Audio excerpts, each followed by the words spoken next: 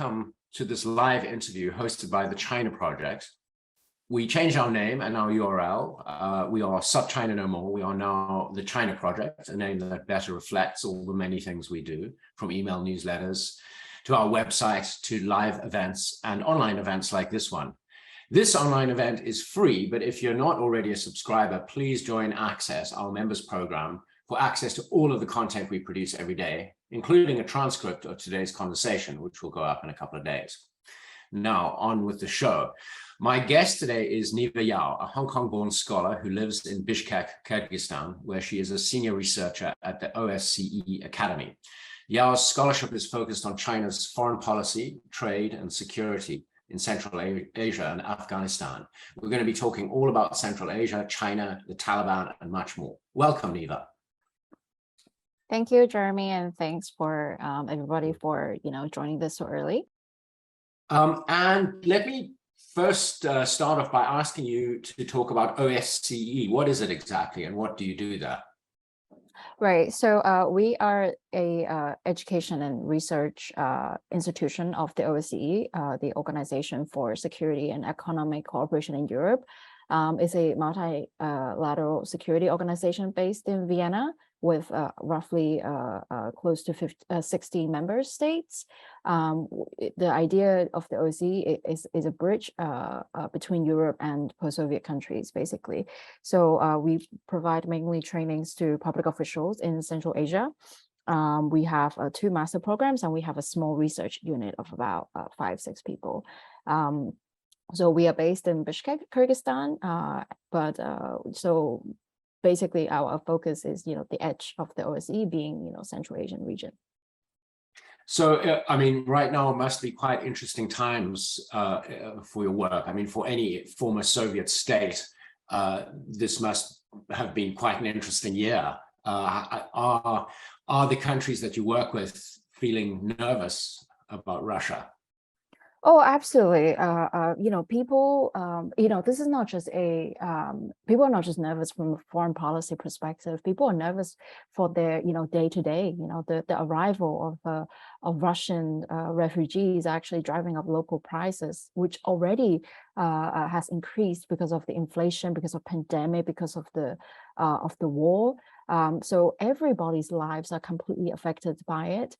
And, on top of this, everybody has, woken up to the fact that, China is not the security provider of the region. And in times of crisis, China's presence is actually rather absent. Right. That's interesting. And, that takes me to, brings us back to China, which is, of course, our main focus. How did you view the SCO meeting? That's the Shanghai Cooperation Organization, China set up that includes Russia, India, and most of the Central Asian states.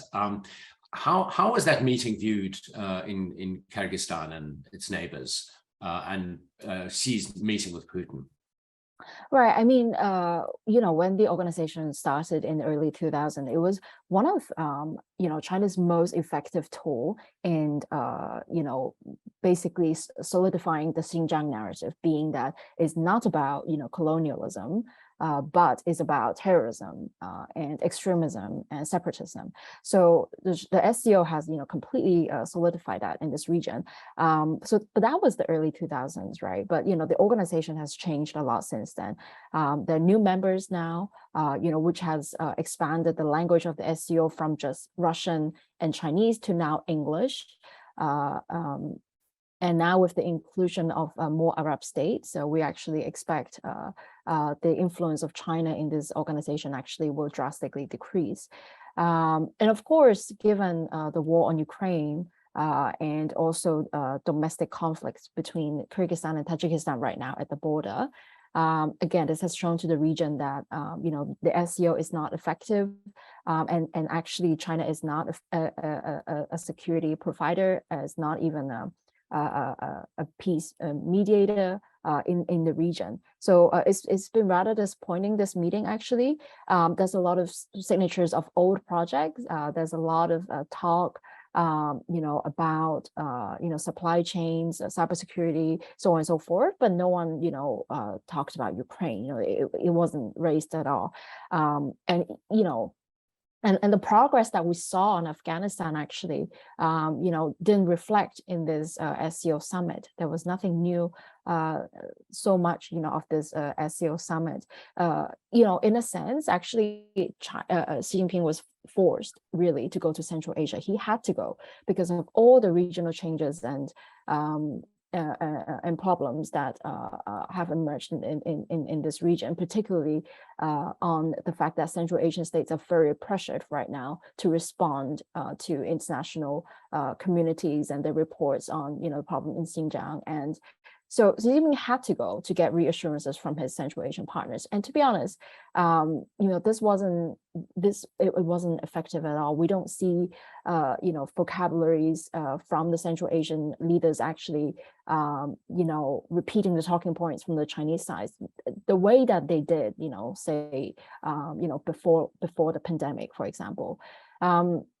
So it's looking rather grim for China at the moment, which is why I would say it wasn't that it wasn't just kind of by choice that Xi Jinping went to Kazakhstan and Uzbekistan. It was rather it was a necessary trip, and it was urgent, and it was the time to go. So, I mean, you're saying really that China is worried about the reliability of its neighbors, that they may do things that are counter to China's interest, and the worry is serious enough that Xi Jinping, for the first time since the beginning of the pandemic, made his first trip out of China to try and shore up those alliances. Is not the technically right word. Shore up those friendships, let's call them. Yes, absolutely. And I think, Kazakhstan being the first country he went to is actually extremely significant, because President Tokayev has made drastic changes in his political expressions, highly reflected in his latest op-ed on political about how he will double down on and open Kazakhstan, which is something that is very different from the approaches of the first president. So I think that made China really nervous, and this is actually a development that's been brewing the past 6 months. Again, feeding back into Xi Jinping had to go to Kazakhstan to have this face-to-face talk and hopefully get some reassurances from Tokayev, but we didn't see it. This just simply wasn't achieved. Tokayev didn't say anything about Xinjiang, that there were no statements on such things. So that was rather interesting but expected developments.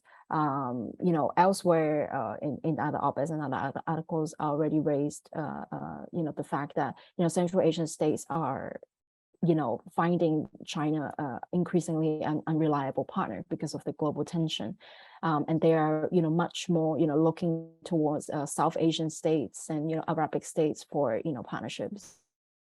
That is really interesting. At this point, let me just tell the audience, if you want to ask a question, please do so at any time in the Q&A box, and we'll take questions starting now. Let me return to Afghanistan now for now. When I last spoke to you a few months ago, you had talked about how China saw an opportunity essentially in Afghanistan with the departure of the United States, and that China was investing at least political capital in the country, in the hope that it could, derive all kinds of benefits. Number one, make the United States look bad, but then also, of course, there are all the economic, trade, and transport benefits that would accrue from a good relationship with Afghanistan. Now, I think yesterday or the day before, Bloomberg published a piece titled "China's Failure to Invest in Afghanistan." China wooed Taliban with investment promises that haven't panned out. The reporting says that Beijing says that the Taliban haven't actually cut ties to Xinjiang separatists and, maybe allowing Xinjiang separatists to operate in Afghanistan. And this is happening at the same time that the Taliban is really having a tough time. They're facing the same economic headwinds as everybody else, but of course, they have no money. What's your take on this? Does this sound like the types of things you're hearing from Afghanistan? It's actually very interesting because, when we spoke last time, it was, almost a month ago. That was, kind of, we were seeing this peak of, the momentum that was being built. All these meetings were going on. It started to look like, it was quite, something was really about to happen. But the way that, particularly the wordings about Afghanistan that came out of the SCO summit when, Central Asian states actually met Taliban representatives together with a Chinese delegation, and the way that she held, individual meetings with other Central Asian heads of states. And, again, it seems that, 6 months ago, this region reached an agreement on what to do with Afghanistan, being that, they will all provide, humanitarian aid individually in their own capacity. They will manage, the flow of people. They will, start to trade with Afghanistan and ensure, logistics actually work, so on and so forth. And this was about it. Actually, our circle, of people that work on China and Afghanistan. Actually, I hoped really to see that, the SCO summit had more concrete outcome on Afghanistan, but again, we didn't see it. People now are again raising this issue of Taliban not having, an inclusive government, and I think this is largely because of all the attacks that are still going on, in Kabul and also in other parts of Afghanistan. And I think this has really weakened regional governments' trust over the Taliban government. And I think this also plays a role in, the fact that, China still don't have, construction workers on the ground actually, building, some roads, so on and so forth. But many Chinese traders, in fact, have, went to Kabul to see, what kind of opportunities are there. There's now, a mini Chinatown, with a couple of apartments, some Chinese signs, so on and so forth. But, the Chinese embassy has been issuing, many warning letters actually to the Chinese nationals that they have to report themselves to the embassy. They have to report, their families and, their whereabouts, where are they going, and how often are they coming in and out of the country, because it's just isn't safe. So I think that, this China has a lot of interest actually to rebuild Afghanistan in some capacity. Of we're not talking about immediately building the country to some high-tech city. We're talking about very basic roads and electricity lines, right?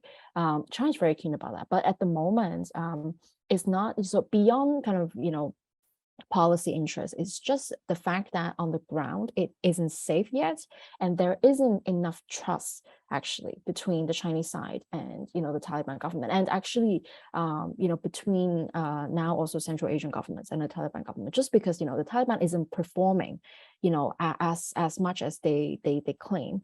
But I think so a lot of this will depend on the way that the Taliban actually improves their governance, so to speak. Again, we're speaking in very kind of optimistic perspectives. There is a chance, particularly China is starting to train a particular kind of Taliban officials in various kind of non-controversial areas. So there is hope for that. But it's going to take time, and one of the biggest challenge for China is getting the assurance from Taliban that they are not hosting any sympathizers of the East Turkestan independence movement.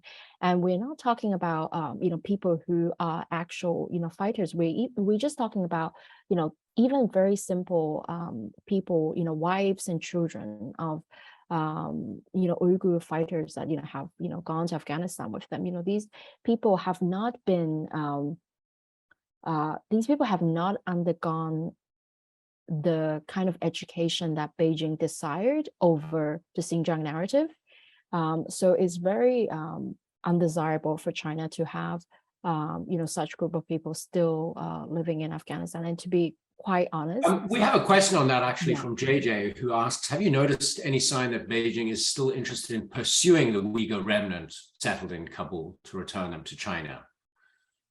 Yes, I mean we have heard we've heard from this, and I've spoken to some former Afghan Republic officers, and this has always been going on. Not just with the Taliban government, but with the Republic regime also. Again, this is one of the job of the not just of the Chinese government, but also of the Chinese embassy on the ground, is to actually catch Uyghurs and return them to China, basically. Well, deal with the diaspora, and Right. the diaspora on the ground is the Uyghurs. So right. To return to sort of the question of investment by China, the Bloomberg piece had an interesting quote from the vice president of Afghanistan's Chamber of Commerce and Investment, which is kind of interesting that they still have one after the Taliban. But he said there has not been a penny of investment by China in an interview. Many of their companies came, met with us, conducted research, then left and vanished.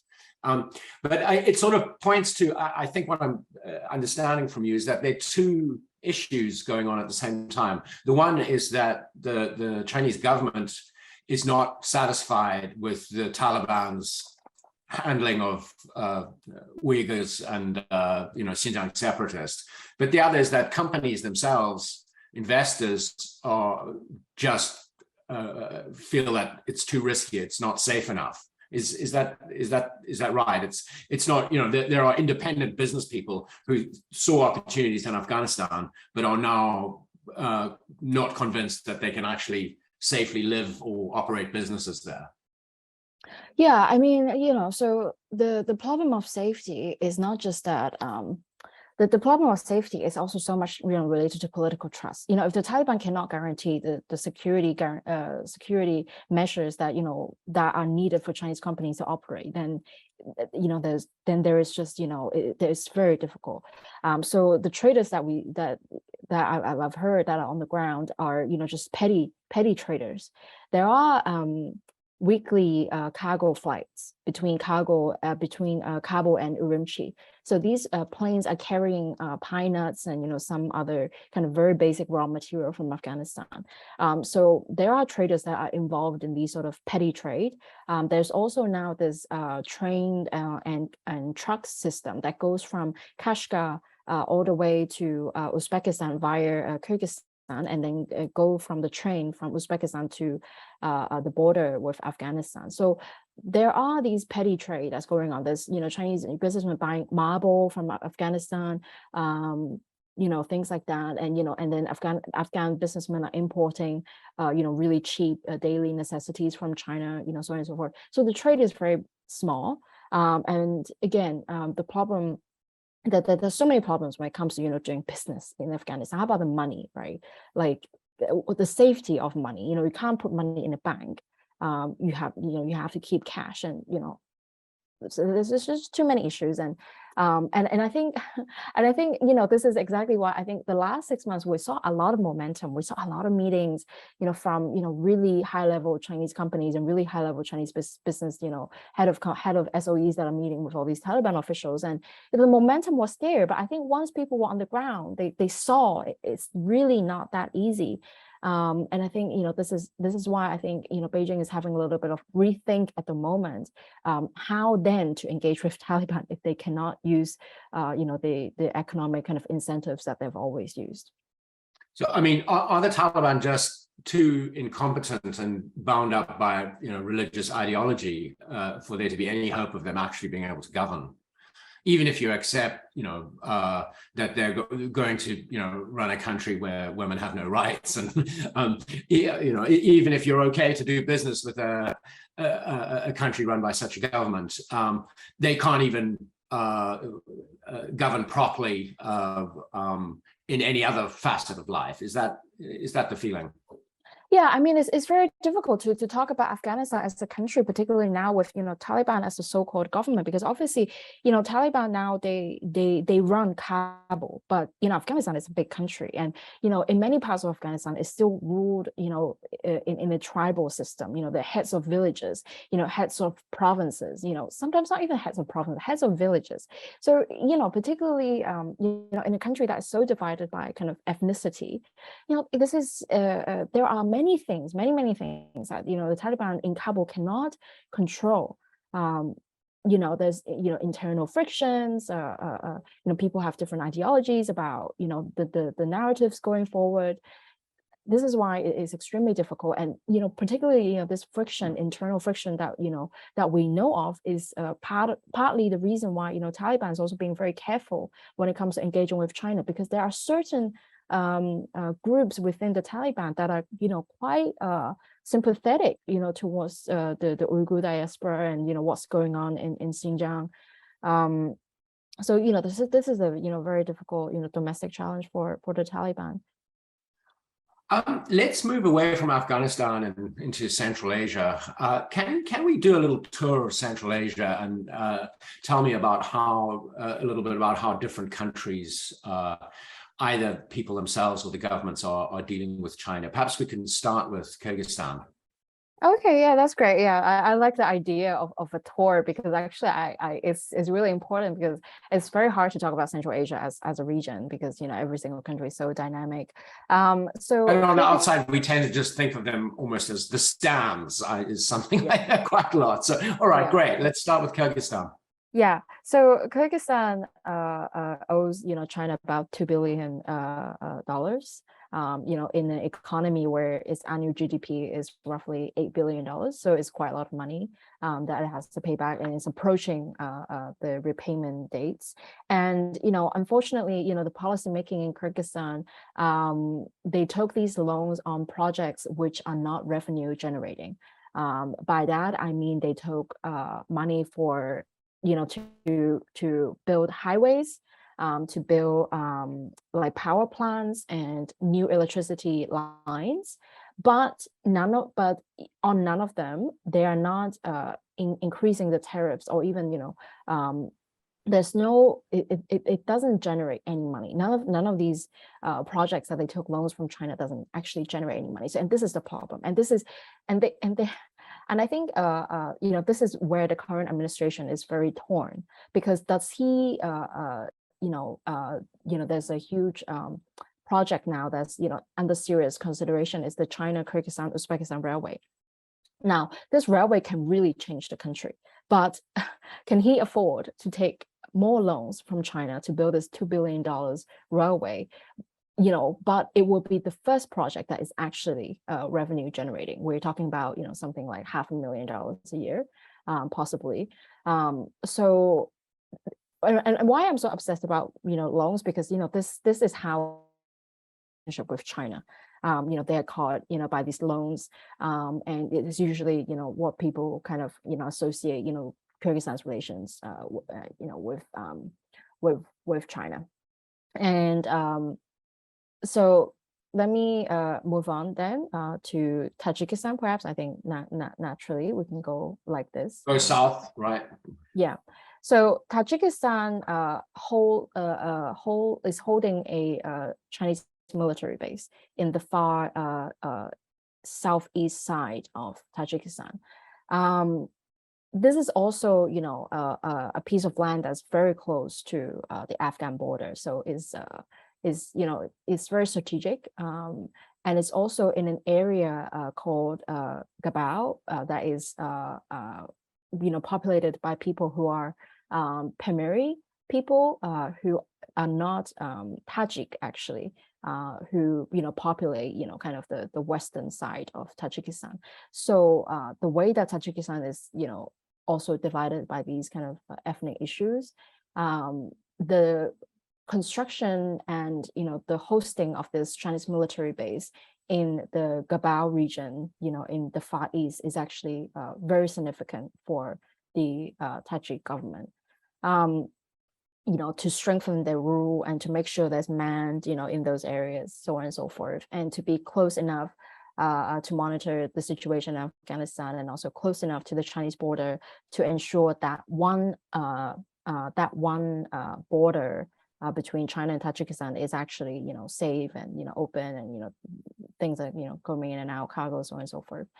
Tajikistan is a highly unfree country, and is approaching to be, even it's been just worse, like year by year, mostly because is run by one family, and is borderline basically dictator. Rahman has been in power for almost 30 years. So he's been, building relations with China in the past, 20 years. And, many of companies, in that China is working with on the ground in Tajikistan are state-owned. And, and then an extension of that means, that's helping, revenue of the state, and, so on and so forth, right? So that's the relationship there. I would say China's relationship with Tajikistan is probably the strongest, because, it's dealing with a leader that's, been in power for so long, that has a lot of control over his country. One family. Yeah, it's dealing with one family, basically. So, so that's the country where, China actually has the smoothest access to leaders and elites. But, all of this could change because the region is changing very fast, and, Rahman is extremely old. And there's, again, internal frictions, within Tajikistan, and there are many, anyways, I wouldn't go too much into Central Asian politics, but, and then let's go kind of clockwise to Turkmenistan. So Turkmenistan is usually called the North Korea of Central Asia. It's also run by one family. It's even more extreme than Rahman's family, in the sense that currently he actually is canceling the visa free for Turkmens to go to Turkey, because he wants to keep his people in Turkmenistan. This is very strange. I mean, you don't hear, one country kind of on its own canceling visa free, of its own citizens, to another country, right? I mean, it's very hard for people to leave Turkmenistan. It's very hard to get passports or, any sort of documents that could lead you to get a passport, basically. Everything is controlled. It's one of the worst kind of performing country in the world on, any sort of freedom index. Turkmenistan has the world's largest reserve of natural gas, and out of China's imported gas from around the world, Turkmenistan sells 40% of that to China. So that's a huge chunk of natural gas import from Turkmenistan, that China buys from Turkmenistan. And, it goes through this pipeline that extends from the eastern side of Turkmenistan all the way into Uzbekistan, Kazakhstan, and then into Xinjiang. And actually, there's gas, we have in Hong Kong also, the pipeline feeds all the way, of this Turkmen gas all the way to Hong Kong. So, the problem, between China and Turkmenistan is that in Turkmenistan's eyes, China was just an opportunity. Turkmenistan relies heavily on just selling natural gas, and in the beginning they were selling actually to Iran in the 90s, but then Iran got sanctioned. Turkmenistan had no income of dollars, so they started selling to Russia, and then later on Russia also got sanctioned. So then they started selling to China. And since 2017, 2018, when the tension between US and China actually were getting worse and worse, Turkmenistan was extremely nervous. It was at that exact moment that they started thinking about exporting gas to other partners like India or Europe, because Turkmenistan, again, being a very close country, they were genuinely worried that they will lose their, very single source, of revenue from China. I mean, they couldn't understand the complexity of, whether or not China will realistically get sanctioned by the West, right?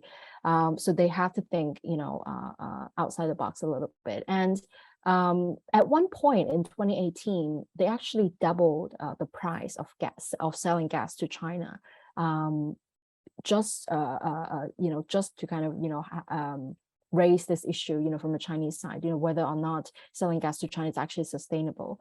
There was a talk of a fourth pipeline, which would increase the capacity of gas sold to China. But this fourth pipeline goes through actually problematic areas between Kyrgyzstan and Tajikistan. And given the many border conflicts that's been going on in the past 3 years, it's just doesn't look like it's feasible anymore. So Turkmenistan at the moment is actually looking to India to sell its gas. And the second Turkmen president, who's basically the son of the first president, so we can't talk of a leadership transition, it's basically still the family, but he of actually hosting Modi as the first head of state to visit Turkmenistan. I think that was quite significant. This was just last year. So this pipeline that Turkmenistan has in mind goes from Turkmenistan, Afghanistan, Pakistan, and then India. And the Turkmen side has been actively meeting Taliban, to talk about security measures, so on and so forth. I think this is rather significant. That does sound like the world's most dangerous pipeline through Afghanistan, Pakistan to India. It is. It is, but the Turkmens have no choice, because if China were to be sanctioned, then they would have very little revenue, and where would they sell their gas? I mean, Europe has already been quite clear that they're not willing to actually build this trans-Caspian pipeline under the sea for Turkmen gas to be exported to Azerbaijan and then Turkey and then Europe. This also isn't feasible for the Europeans. So Turkmenistan is really looking just in case. But the only place they can really hedge is India then. Realistically. Okay. Yeah, realistically. So we're going clockwise, and then we're going up to Uzbekistan. So Uzbekistan is one of the most interesting and dynamic country in Central Asia at the moment. Because there's real leadership transition since 2016, and the new president is much more open to the previous one, and he has shown that in numerous ways. There are so many international actors that are interested in Uzbekistan. We have South Korea, we have Malaysia, Indonesia, India, or many of the European countries, US. When you say interested, do you mean from a business point of view? Yeah, business point of view, and actually even in politics and in religion also, there are religious cooperation between Uzbekistan and Malaysia. There is Uzbek Islamic students in Malaysia and vice versa. Uzbekistan is very open and very vibrant at the moment, and is developing towards direction. And why I say this is because of that, the influence of China and the attractiveness of China to Uzbekistan is actually not so high, because Uzbekistan has a lot of options. So we can see that, because of this, unlike other Central Asian countries, actually Chinese businesses and the level of trade between China and Uzbekistan is actually not so high compared to portion of China in the economy of other Central Asian countries. But Uzbekistan is a very important country for the transit of the Turkmen gas, which they have to provide security reassurances and so on and so forth. And also Turkmenistan also contribute to a little bit of this selling gas to China through this pipeline. They also pump a little bit of their own gas to China, which last year they started saying that at one point they will stop selling gas to China because they need it for their own domestic development. But we see that Uzbekistan is also worried now of this global tension that's going on, especially with the Ukraine war. So everything that I've said just now about Uzbekistan was, all the way up until kind of early this year. But in the past 6 months, there's been, a lot of changes as well because of the Ukraine war. And Uzbekistan, again, is one of, actually many countries are like this, but Uzbekistan is particularly don't want to be pushed to pick a side. Basically, they would like to stay open to partnerships with different countries. They don't want to lean on any one particular country. Actually, Uzbekistan is a very proud nation. It has very deep history. Being center of the world. So I think this affects a lot. How they think of themselves and how they deal with foreign partners even today. Hence, this diversity. But in the past 6 months or so, we can see that Uzbekistan is also a little bit nervous because of the war. Majority of migrant workers in Russia comes from Uzbekistan. Many Uzbeks have Russian citizenship also, and this has actually made the head of the Islamic community in Uzbekistan recently to say out loud that they should not fight for another country. They should not become mercenaries, and is haram, and things like that. It's very significant because there's millions of Uzbek citizens in Russia. I think. So for Uzbekistan actually to host the SCO summit, I know for a fact that Uzbek officials were planning this for so long. They built a brand new stadium and hotels and buildings in Samarkand just to host this event. It was a big deal for Uzbekistan. Uzbekistan perceived it as a moment to show itself. It's a bit like the Olympics, where you basically know that the businessmen are going to come. They're going to explore business while they enjoy the Olympics, so on and so forth. It was that moment for Uzbekistan. They wanted to host people well. They really want to show their country, and you can see this because you can really see how happy the president was in every single photo from the SCO summit. So he signed many deals, and he signed many deals. And amongst them is this deal with China, to cooperate on several projects, which add up to about $15 billion. Now, this is one of the most expensive deal that Uzbekistan has ever signed with China. But again, I would really emphasize that Uzbekistan also signed a lot of deals with other foreign actors.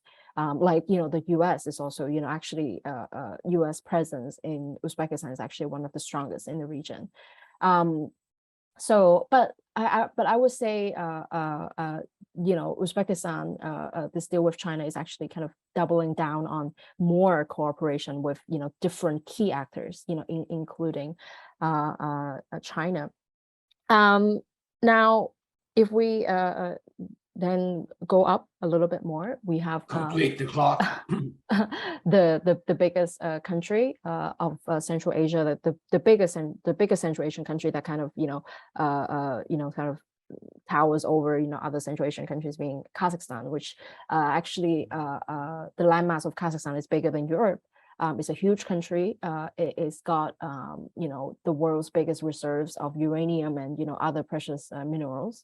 It's a very important country, and the leadership now has shown that he's very committed to connecting with the international community in a very meaningful manner. And this is very encouraging because actually people in Kazakhstan are extremely educated. But this is a legacy of the first president. The first president has really made sure that the brightest minds of Kazakhstan actually can get a foreign education, and this plays a huge role in the bureaucracy of the Kazakh government, because many of these officers are aware of what's going on in the world. And why I'm kind of talking about this, because this is in huge contrast with other countries like Turkmenistan, for example, which because of they're not allowed to go study in places that are too far away. I mean, their only options are Russia, Turkey, or China. That doesn't give you a kind of diversity of views, right?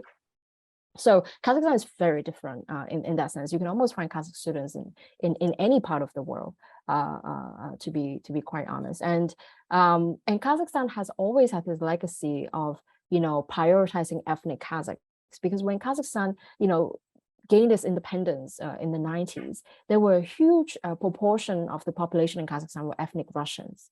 So this was a problem for the first president, and he had this policy of bringing back to Kazakhstan all the ethnic Kazakhs that are overseas. So this includes China, this includes Uzbekistan, this includes other parts of the world also.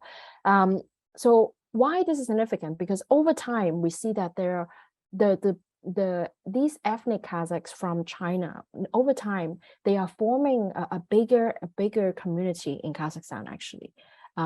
Many of them are gaining voices in society, becoming kind of mini influencers of, key policy issues. And I think this is very significant because in the process of nationalism building, the idea of the Kazakh ethnicity is very core to people. And this is why in recent years, when the issues in Xinjiang became more and more visible, it became very difficult for Kazakhstan not to act, or just simply, repeating, Chinese talking points, because that would look really bad in Kazakhstan because, of this community. But, when it comes to business, China is, again, a very serious actor in Kazakhstan because of energy trade and also precious minerals. Chinese businesses engaged in Kazakhstan is actually very different because Kazakh politicians and people in power, they know actually their leverage is the fact that Kazakhstan is one of the most important country for China to actually legitimize is kind of ruling over Xinjiang, as a territory.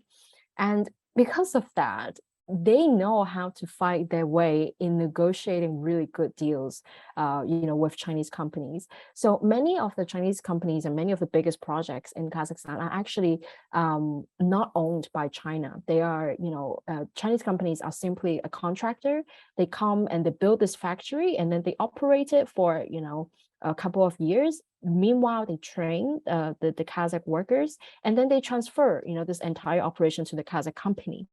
And in that process, they've in some way beaten the Chinese at their own game, because that's what China very successfully did through reform. Yeah, exactly. I mean, yeah, but the thing is, I think China, it's not actually the most profitable way of running, a business overseas. I mean, you would want, complete ownership and, so on and so forth. You don't want, your foreign partner to get a cut, right? But the way that China's been kind of letting this model happen is because it needed to secure some sort of economic dominance in Kazakhstan so that they can have more have more kind of have more to say when it comes to asking Kazakhstan for certain favors. So which is why I think actually the people in Kazakhstan are actually extremely clever. And this is again the uranium deal recently. So the uranium deal was signed late last year in November. And this was a deal that was in negotiation for 15 years, precisely over the technology transfer. The fact that Kazakhstan didn't just want to sell uranium as raw material to China, and they wanted the technology of how to make nuclear fuel batteries, but no one was giving it to them. No Western countries were giving it to them, Russia or anybody. And they, and so when China really came in and they were really serious about, China's own kind of nuclear, energy transition, Kazakhstan saw that as a complete opportunity, and they said, okay, we will sign this deal only if the batteries can be produced in Kazakhstan, and then China buys the batteries, at a lower price. So again, I think many of these cases, show that Kazakhstan knows how to bargain, but at one point, China might run out of things, to actually that Kazakhstan actually wants, and the kind of balance is actually really tipping at the moment, because this nationalism process in Kazakhstan does not allow the president to just close an eye to what's going on in Xinjiang, particularly because of international pressure and with a population who's very educated and very integrated with the world. So we've talked mostly about the governments and businesses, I guess, in the Central Asian countries of the last little period. Can you talk a little bit about popular sentiment to China in these countries? Maybe, we can start with Kazakhstan.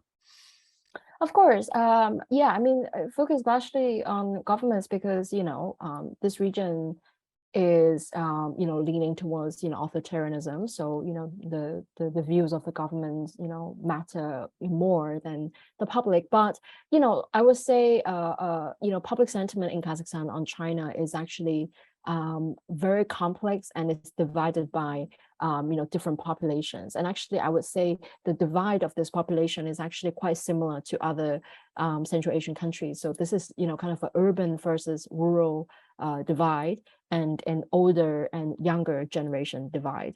The older generation in general are much more they hold much more stereotypical view of the Chinese people as dirty, as uncultured, and so on and so forth, mostly because of Soviet propaganda, as a result of the Sino-Soviet split, that they were kind of grew up with, and they were educated with that.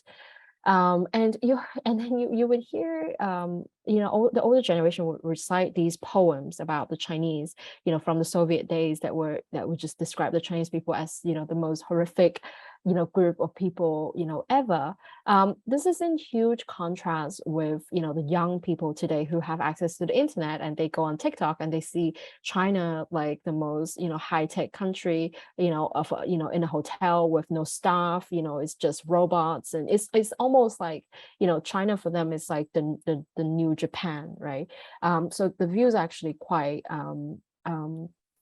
it's quite polarizing. But I would also just add that in general, people see the presence of Chinese companies, and that often is the most important factor in kind of people's perception of China, whether or not they feel positive or whether or not they feel negative of China, because they can actually see Chinese workers and also the impacts of these Chinese companies. So depending on how the Chinese company behaves, by that, I mean, whether or not they're engaging in corruption, whether or not they are, polluting the environment, whether or not they are treating the local workers badly, all of that actually has a direct impact on how people see China as a country. So it's hard to break that down by country, actually. I would say in this respect, the whole region actually has a rather kind of similar dynamic when it comes to how the public views China. And it sounds like it's actually much more dependent on local issues to companies rather than views on Xinjiang or on politics or on the government of China. Yeah, absolutely. It's much more, it's actually people's awareness of what Xinjiang is actually very low, because there's been a lot, because of these governments up until sort of, I would say 5-6 years ago, particularly because in the 2000s the Shanghai Cooperation Organization have been so successful in controlling this narrative that about the three evils. They've signed many agreements with Central Asian governments to make sure that this is the state policy. This is how Central Asian governments also see it. And because of that, and because of how authoritarian the region is, the media of the governments in this region also have to follow state policy. Because of that, they have to report, and say it's three evils. They have to say it's terrorism. Niva, can you explain the three evils? Somebody yeah, I mean, the terrorism, separatism, and extremism, basically, as defined by Beijing. As defined by Beijing, and is a term that's came out because of basically trying to control the narratives about what was going on in Xinjiang in the 2000s. Because actually in the 90s there were a lot of momentum in Central Asia, supporting what was going on across the borders, because the Uyghur diaspora back then was very mobile. They were able to cross between Central Asia and Xinjiang. There were many traders. Actually, China was opening up with trade, so many Uyghur diaspora actually they were able to use their Chinese skills to buy cheap Chinese products in China, and they bring it to Central Asia and sell, and and then Central Asia sells it to the post-Soviet space. That was a profitable business back in the 90s. It made a lot of people really rich. But 2000s was the heavy crackdown on the narrative, because with money certain people's voices were becoming more powerful, and China really made governments in the region to close down all these Uyghur diaspora groups that were working in Central Asia as, cultural groups, or, some groups were political, sure, yes, but some groups were education groups and, language groups. But nonetheless, they were, completely eradicated. And in the 2000s, there was this absolutely smooth process of, strengthening this, ideology. And people don't know anything about Xinjiang today. I spoke to a woman just a couple of months ago about Xinjiang. I asked her, what do you think about Xinjiang? This was a woman, from a rural area in Kyrgyzstan. She said, I don't know. Is it a village in China? So it's very difficult, actually. This is why the human rights discourse don't quite work in Central Asia, because people don't feel sympathetic at all if they don't know what this place is. Right. Yeah, no, that makes sense.